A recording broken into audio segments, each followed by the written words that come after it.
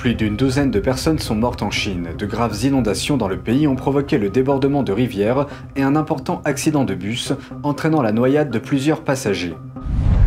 La tension monte entre Taïwan et la Chine. La présidente de Taïwan déclare que l'île continuera à renforcer ses défenses et ne se laissera pas faire face au régime communiste. Pékin a choisi une nouvelle cible pour sa prochaine répression, le capital privé. L'objectif semble être de l'éliminer complètement du secteur des médias. Bienvenue dans Regard sur la Chine, je suis Vladian Huitens.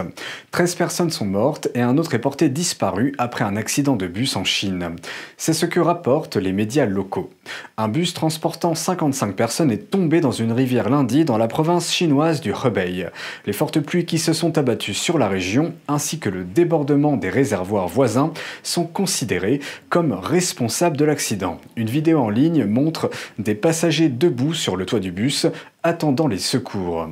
Beaucoup d'entre eux se rendaient au travail.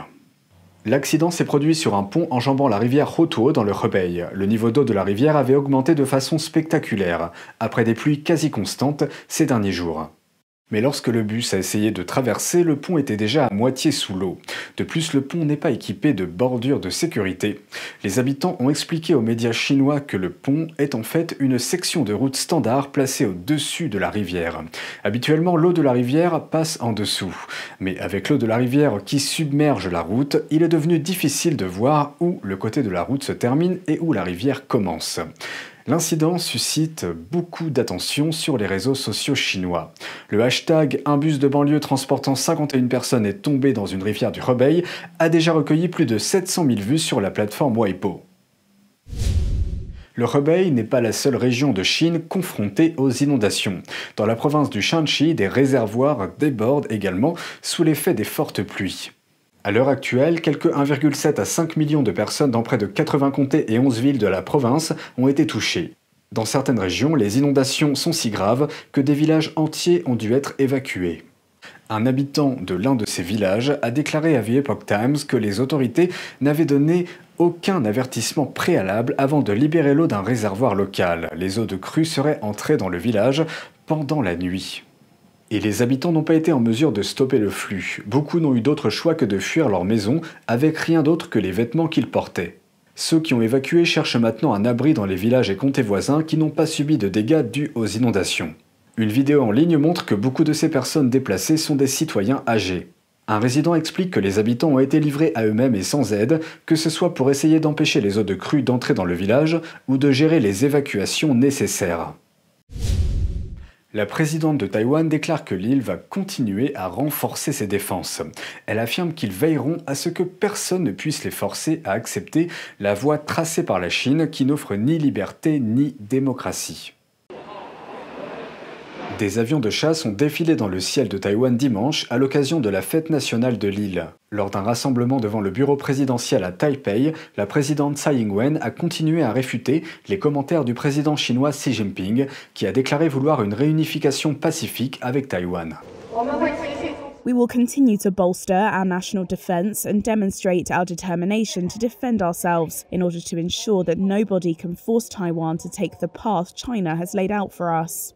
A path that offers neither a free and democratic way of life for Taiwan. La Chine revendique depuis longtemps Taïwan comme son propre territoire, l'île étant soumise à une pression militaire et politique croissante pour qu'elle accepte la domination de Pékin. Cela inclut des missions répétées de l'armée de l'air chinoise dans l'espace aérien de Taïwan qui, selon Tsai, ont gravement affecté la sécurité nationale et la sûreté aérienne. Les activités de la Chine dans cet espace ont été condamnées au niveau international. Le discours de Tsai intervient un jour après la promesse de Xi de réaliser la réunification de la Chine avec Taïwan. Bien qu'il n'ait pas directement mentionné le recours à la force, ses commentaires ont suscité une vive réaction de Taipei. Tsai a déclaré que seul le peuple taïwanais peut décider de son avenir. We will not act rashly, but there should be absolutely no illusions that the Taiwanese people will bow to pressure.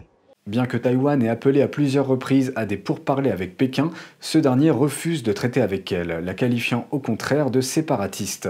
Dimanche, elle a averti son peuple, je cite, « Nous n'avons pas le privilège de baisser la garde ». Dans son discours de samedi dernier, le chef du Parti communiste chinois Xi Jinping a invoqué un leader révolutionnaire, mais dans un sens qui ne correspond pas au réel. Lors d'une réunion marquant le 110e anniversaire de la Révolution de 1911 à Pékin, Xi a commémoré les exploits du pionnier de la Révolution Sun Yat-sen. Sun est le précurseur de la Révolution démocratique chinoise. Il y a plus d'un siècle, il a pris la tête d'un soulèvement pour renverser la dynastie Qing et mettre fin à des milliers d'années de monarchie en Chine. Au cours du week-end, dans un effort pour promouvoir la soi-disant unification avec Taïwan, Xi a laissé entendre que cette unification était en harmonie avec ce que Sun a appelé le mouvement international et qu'un échec entraînerait des souffrances. Mais selon les manuels d'histoire enseignés dans les écoles secondaires chinoises, le mouvement international de Sun fait référence à la tendance à la démocratisation. C'est un message complètement différent de l'intention de Xi de s'emparer de Taïwan. Des internautes chinois ont commenté en ligne disant, je cite, « Quiconque a déjà été au lycée en Chine sait qu'il se ridiculise et il n'a obtenu qu'un diplôme de l'école primaire et il peut dire de telles choses, ce qui montre qu'il n'est vraiment pas allé au lycée. Xi est né en 1953. Selon son professeur, il est entré au collège à l'âge de 12 ans en 1965. Mais la révolution culturelle a éclaté en 1966. L'année suivante, la Chine a suspendu toutes les classes pendant cette période. Pékin prévoit d'exclure les capitaux privés de son industrie des médias. Et le principal planificateur économique chinois a déjà rédigé une proposition à ce sujet. Pour faire simple, les autorités prévoient d'interdire aux capitaux privés de faire plusieurs choses. D'abord, ils ne peuvent pas investir dans les agences de presse, mais ils ne peuvent pas non plus les exploiter. Cela inclut les publications imprimées, les sociétés de radiodiffusion et les services d'agrégation d'informations en ligne. Si cela se produisait aux États-Unis, on verrait un scénario dans lequel tous les médias seraient contrôlés par des capitaux d'État. Par exemple, Rupert Murdoch ne posséderait plus le Wall Street Journal. Pour en revenir à la Chine, Pékin a plusieurs autres plans pour restreindre le pouvoir des capitaux privés. Pékin ne veut pas non plus qu'ils diffusent en direct des événements importants, qu'il s'agisse de la politique, de l'armée, de l'économie, du sport ou de la culture. L'objectif est d'empêcher les capitaux privés d'influencer l'opinion publique, qui sera donc touché par la réglementation à venir, en particulier certains grands médias et les gros capitaux technologiques qui les soutiennent. Un exemple, le South China Morning Post, qui appartient au géant chinois du commerce électronique Alibaba. L'entreprise a construit son propre empire médiatique en investissant dans des journaux, des services d'information en ligne et des sociétés de télévision. Selon un ancien haut responsable de l'Association chinoise des journalistes, cette initiative s'inscrit dans une vision marxiste du journalisme. Selon lui, l'industrie de l'information chinoise est le porte-parole du parti et du peuple. Et l'action prévue par Pékin peut empêcher les capitaux privés d'influencer l'opinion publique dans le but de faire du profit. Pékin indique qu'il invite le public à formuler des commentaires et que la consultation est ouverte jusqu'à jeudi. La Central Intelligence Agency, ou CIA, lance un nouveau centre de mission sur la Chine pour contrer le régime communiste chinois. Un signe que l'administration Biden mobilise des ressources pour faire face à sa principale menace pour la sécurité nationale, Pékin. Dans une déclaration faite jeudi, le directeur de la CIA, William Burns, a déclaré que le nouveau centre de mission en Chine relèvera le défi mondial posé par la République populaire de Chine qui touche tous les domaines de mission de l'agence. Et qu'il, je cite, « renforcera encore notre travail collectif sur la menace géopolitique la plus importante à laquelle nous sommes confrontés au XXIe siècle, à savoir un gouvernement chinois de plus en plus hostile. » This formal announcement probably should have been made several years ago. They can create kind of a center to focus activity, all the mission planning, and on the intelligence community side of the house, and then coordinate with the other instruments of national power. Cette initiative s'inscrit dans le cadre du plan de restructuration de la CIA visant à relever les principaux défis en matière de sécurité nationale. La CIA a également annoncé la création d'un nouveau poste de directeur de la technologie et d'un centre de mission transnationale et technologique. It's a good idea to have a science technology mission focus center. You know, there are times that peer competitors, peer adversaries develop technologies in advance of us, and we want to make sure we are able to detect that, track that, understand that, and put the United States and our strategic partners in the most advantageous position so that in the end we prevail. Pour devenir plus compétitive, l'agence prévoit également d'améliorer les pratiques d'embauche en réduisant les délais de candidature.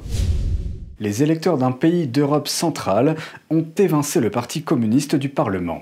Le Parti communiste de Bohême et Moravie, ou KSCM, n'a pas réussi à conserver suffisamment de sièges pour entrer au Parlement de la République tchèque. Le KSCM n'a obtenu que 3,6% des voix, ce qui ne lui permet pas d'atteindre la barre des 5% nécessaires pour conserver des sièges au Parlement et à la Chambre des députés. C'est la première fois que cela se produit depuis la création de la République tchèque il y a environ 20 ans. Les prédécesseurs du parti, soutenus par les soviétiques, ont dirigé le pays d'une main de fer de 1948 à 1989, année où la révolution de velours a instauré la démocratie. Dans les années 50, le parti est connu pour avoir emprisonné des dizaines de milliers de personnes dans des camps de travaux forcés, sans compter la répression brutale des dissidents. C'est tout pour aujourd'hui, merci d'avoir suivi Regard sur la Chine, on se retrouve demain pour une nouvelle émission, prenez soin de vous et à bientôt.